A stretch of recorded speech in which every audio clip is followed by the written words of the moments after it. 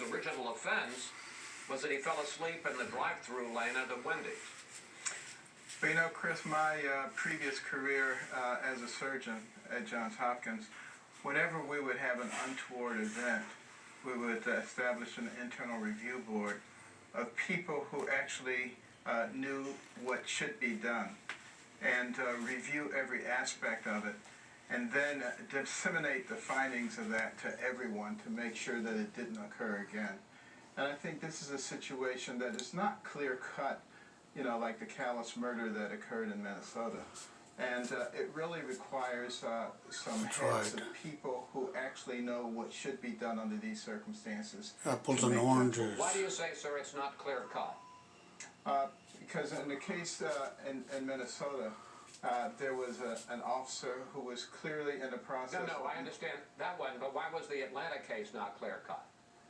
Because we don't know what was in the mind of the officer when somebody turns around and points a weapon at him. Is he absolutely sure that that's a non-lethal weapon? You know, Exactly. this is not a clear-cut circumstance. You never know. Now, could it have been handled better?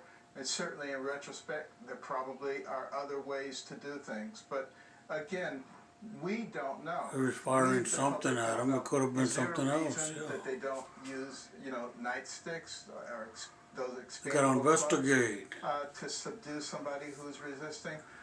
Innocent we until don't proven believe guilty. that there are qualified officers who would know the answer to that. I want to ask you about the bigger issue, which is whether or not there is a racial problem with policing in black neighborhoods. And I want to put up some numbers, sir.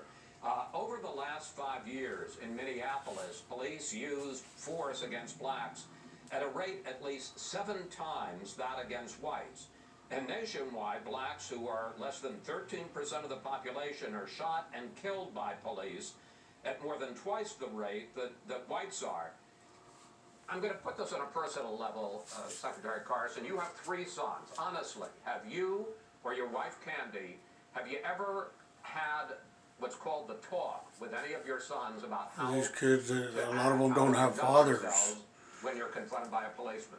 It's apples and oranges. Well, you know, I have the same talk with them that my mother had with me and my brother. Told them that we should always respect the positions of authority like the police.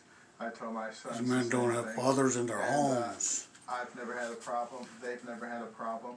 Does that mean that there are no racist cops? No, it does not mean that. Does it mean that we need to get them out of our system? It absolutely does. And we got to get more fathers in the homes. Reforms.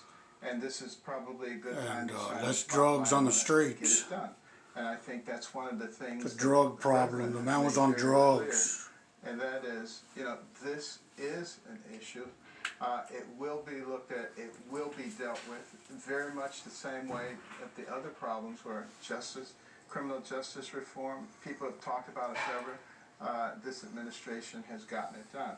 Getting money into the areas that have been depressed. This president Exactly. has done it. Dealing with HBCUs, he has done it. And he's going to do something about this as well. Exactly.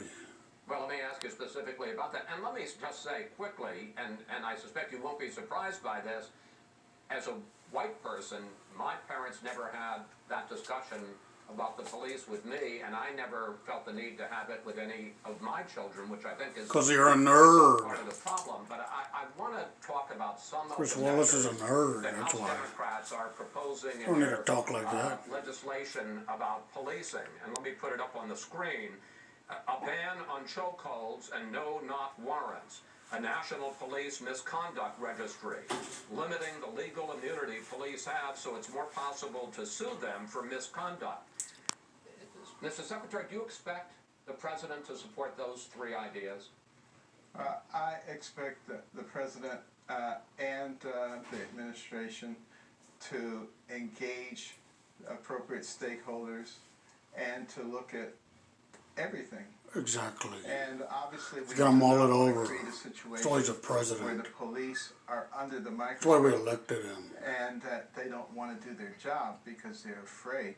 That is not going to be useful. So obviously we have to look at the big picture and make sure that we're doing You know, when people make decisions based on anger or emotion, seldom are they good decisions. Exactly. Cool, I calm, and want to ask you collected. also about what seems to be Ben a Carson. pretty significant cultural shift that's going on in this country. NASCAR, with its deep roots in the South, has now banned Confederate flags from all of its races. The Republican-led Senate Armed Services Committee voted to rename military bases named after Confederate generals, but President Trump tweeted this week: "Our history as the greatest nation in the world will not be tampered with. Respect our military." Question: does the president risk being left behind at this moment of change in this country? Well, Chris, you know, you're a person who knows a lot about history, and you probably Exactly. know that He's talking a the history bases book were right named now. after Confederate generals as a conciliatory movement after Exactly. the war.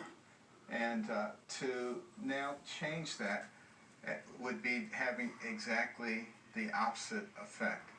We have to recognize that we have a history. And to try to hide that history is probably not a smart move. You take the greatest book ever written, the most popular book, the Bible. It doesn't get rid of all the bad things and just talk about Exactly. roses and flowers. You know, think about this. Smart people, wise people, use their history in order to improve. Other kinds of people try to bury their history. Exactly.